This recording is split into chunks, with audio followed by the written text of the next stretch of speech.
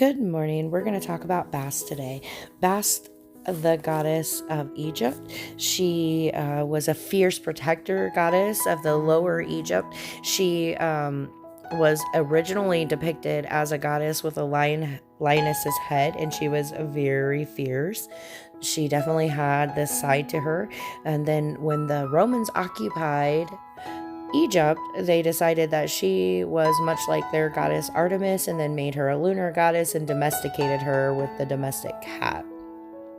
Now, cats were worshipped because they protected the grain stores and things like that, and kept out vermin, and by keeping out vermin, they kept out disease. So she is definitely a protective goddess, no matter how you look at her. She was originally a solar deity. Now she's revered as a lunar deity, and perhaps she is both. I'm going to look at Bast as two sides of one coin, right? Fierce and also very joyful, very protective, and also wants to have a good time.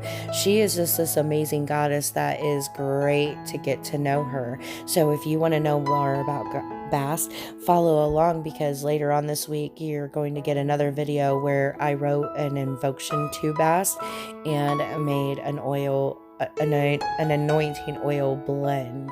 All right, witches, I hope you enjoy my week of Bast. And I just want to make a little side note here. I realize I should be on my trip to California. Half my family has left to go.